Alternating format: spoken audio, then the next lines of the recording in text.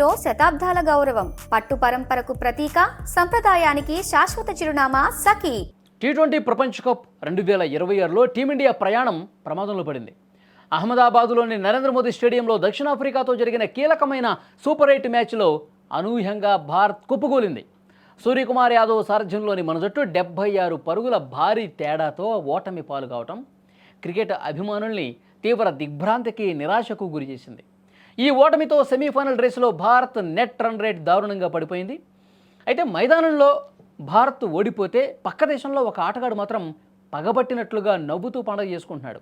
అతడే పాకిస్తాన్ మాజీ pacer Mohammed Aamir. Yes, మీరు విన్నది నిజమే. భారత్ ఓడిపోయిన వెంటనే పాకిస్తాన్కు చెందిన ఒక టీవీ ఛానల్లో జరిగిన చర్చా కార్యక్రమంలో వింత దృశ్యాలు కనిపించాయి.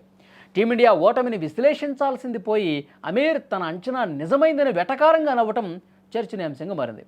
అసలు మ్యాటర్ ఏంటంటే, ఈ టోర్నీ మొదట్లోనే భారత్ సెమీస్ చేరడం కష్టమని, ఆ ప్లేస్లో దక్షిణాఫ్రికా లేదా వెస్టిండీస్ ఉంటాయని అమీర్ జోస్యం చెప్పాడు. ఇప్పుడు భారత్ నిజంగానే దక్షిణాఫ్రికా చేతుల్లో ఓడిపోయింది. దీంతో పాక్లోని ఓ లైవ్ ప్రోగ్రామ్ ఏర్పాటు చేశారు. అక్కడ ఒక ఛానల్లో యాంకర్ అమీర్ను ఉద్దేశించి చేసినటువంటి వ్యాఖ్యలు మరీ విడ్డూరంగా ఉన్నాయి. మన పాకిస్తాన్ జట్టు మైదానంలో చేయలేంది మన ప్యానలిస్టులు స్టూడియోలో కూర్చొని చేస్తున్నారు అంటూ యాంకర్ అమీర్ని ఆకాశానికి ఎత్తేశాడు. గతంలో అమీర్ అభిషేక్ శర్మని కేవలం స్లాగర్ అని విమర్శించాడు. అప్పటి నుంచి అతను ఫామ్లో లేడట. ఇప్పుడు భారత్ సెమీస్ చేరదని చెప్పాడు. అది కూడా నిజమయ్యేలా ఉంది అంటూ యాంకర్ అతన్ని జ్యోతిష్కుడు అని సంబోధించాడు. ఇది విన్న అమీర్ నవ్వు ఆపుకోలేక పగలబడి నవ్వాడు. నన్ను ఏమనుకుంటున్నారు, దేవుడా నన్ను క్షమించు అంటూ చెప్పుకొచ్చాడు. ఆ వెటకారపు నవ్వు సోషల్ మీడియాలో వైరల్ అవుతుండడంతో అభిమానులు సీరియస్ అవుతున్నారు.